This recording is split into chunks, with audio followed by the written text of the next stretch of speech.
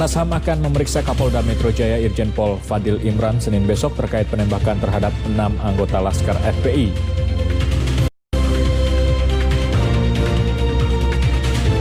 Presiden Joko Widodo menginstruksikan kepada aparat penegak hukum untuk tidak mundur sedikit pun dalam menegakkan hukum.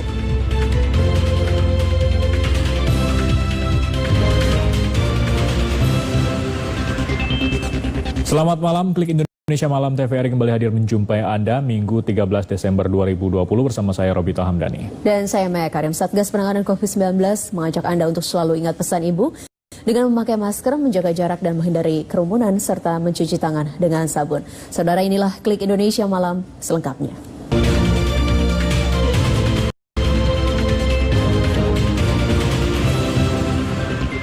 Pendiri Front Pembela Islam Muhammad Rizik Syihab akan mengajukan upaya hukum gugatan pra-peradilan setelah ia ditetapkan sebagai tersangka dan ditahan. Rizik Syihab ditahan di Rutan Direktorat Reserse Narkoba Polda Metro Jaya hingga 31 Desember 2020. Tim kuasa hukum pemimpin FPI Rizik Syihab, Alam Syah Hanafiah, menginformasikan pihaknya akan mengajukan gugatan pra-peradilan usai Rizik Syihab ditetapkan sebagai tersangka dan ditahan di Rutan Polda Metro.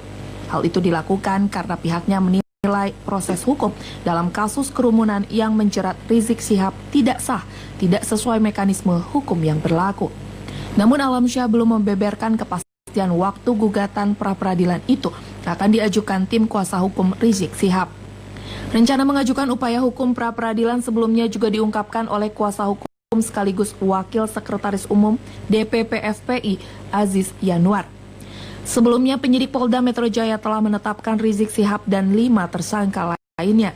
Namun dalam kasus kerumunan massa itu, Rizik Syihab dijerat 2 pasal sekaligus, berbeda dengan 5 tersangka lainnya yang hanya diancam pasal kekarantinaan.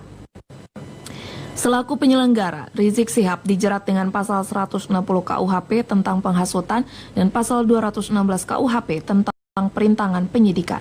Sementara 5 tersangka lainnya dikenakan pasal 93 Undang-Undang Nomor 6 Tahun 2018 tentang kekarantinaan kesehatan. 5 tersangka lainnya adalah Haris Ubaidillah atau HU, Ali Alwi Alatas atau AA, Maman Suryadi atau MS, Ahmad Sobri Lubis atau AS, dan Idrus atau I. Sementara itu tersangka kasus kerumunan di Petamburan, Jakarta Pusat telah menyerahkan diri ke Polda Metro Jaya pada Minggu dini hari tadi. Mereka siap ditahan menemani pendiri FPI Rizik Syihab. Sekretaris Bantuan Hukum FPI sekaligus kuasa hukum Rizik Syihab, Aziz Yanuar, mengatakan saat ini ada 3 tersangka yang telah menyerahkan diri dan diperiksa penyidik. Ketiga tersangka bahkan minta untuk ditahan usai diperiksa karena pasal yang dikenakan sama dengan pendiri FPI Rizik Syihab. Kabid Humas Polda Metro Jaya, Kombes Polisi Yusri Yunus membenarkan bahwa 3 dari 5 tersangka kasus kerumunan pada acara pernikahan putri pendiri FPI Rizik Syihab di Petamburan telah menyerahkan diri. Yusri menyebut ketiganya menyerahkan diri ke Polda Metro Jaya pada Minggu dini hari sekitar pukul 1 waktu Indonesia Barat.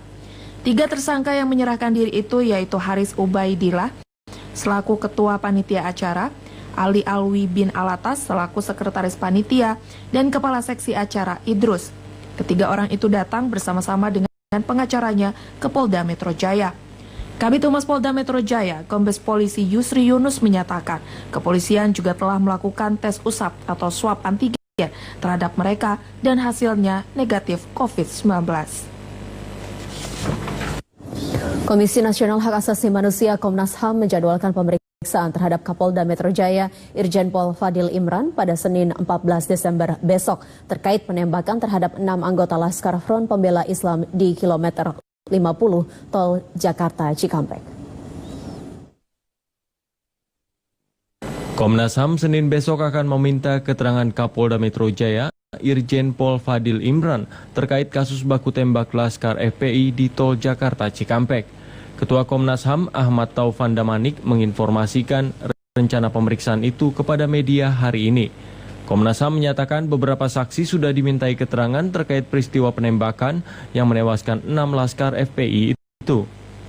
Para saksi yang telah diperiksa adalah anggota FPI dan saksi masyarakat yang saat itu berada di tempat kejadian perkara. Komnas HAM menyebut masih banyak lagi yang akan dimintai keterangan. Komisioner Komnas HAM, BK Ulung Hapsara, berharap keterangan yang diberikan para saksi semakin detail agar peristiwanya akan semakin terang. Masyarakat juga bisa memberikan informasi atau bukti terkait peristiwa ini. Kedepan, Komnas HAM masih harus melakukan analisis dari berbagai temuan tersebut. Dalam melakukan penyelidikan, Komnas juga memakai konteks yang lebih luas. Komnas HAM melihatnya sebelum peristiwa, saat peristiwa, dan setelah peristiwa. Presiden Joko Widodo mengingatkan bahwa Indonesia adalah negara hukum sehingga hukum harus dipatuhi dan ditegakkan untuk melindungi kepentingan masyarakat, bangsa, dan negara. Kepala negara menegaskan sudah menjadi kewajiban bagi para penegak hukum untuk menegakkan hukum secara adil. Presiden Joko Widodo menginstruksikan kepada aparat penegak hukum untuk tidak mundur sedikit pun dalam menegakkan hukum. Hal ini disampaikan oleh Presiden Joko Widodo menanggapi peristiwa besar yang terjadi dalam beberapa minggu terakhir ini, yaitu kematian 4 orang warga Sigi di Sulawesi Tengah dan 6 orang anggota Laskar Front Pembela Islam di Tol Jakarta Cikampek. Kepala negara mengingatkan bahwa aparat penegak hukum tetap harus bekerja sesuai dengan aturan dan tetap melindungi hak asasi manusia. Iya, ini perlu saya tegaskan bahwa negara kita, Indonesia, ini adalah negara hukum. Oleh karena itu, hukum harus dipatuhi dan ditegakkan. Untuk apa? Untuk melindungi kepentingan masyarakat, melindungi kepentingan bangsa dan negara. Presiden Jokowi menegaskan, dalam melakukan penegakan hukum harus dilakukan secara tegas dan adil. Presiden menekankan tidak boleh ada masyarakat yang semena-mena dalam melanggar hukum yang merugikan masyarakat. Mekanisme hukum telah mengatur sejumlah prosedur hingga proses peradilan dengan keputusannya yang harus dihargai. Apabila memerlukan keterlibatan lembaga independen, maka Indonesia juga memiliki Komisi Nasional Hak Asasi Manusia yang bisa menjadi tempat masyarakat menyampaikan pengaduan. Informasi penanganan COVID-19 akan kami hadirkan usai jeda berikut. Tetaplah bersama kami di Klik Indonesia Malam.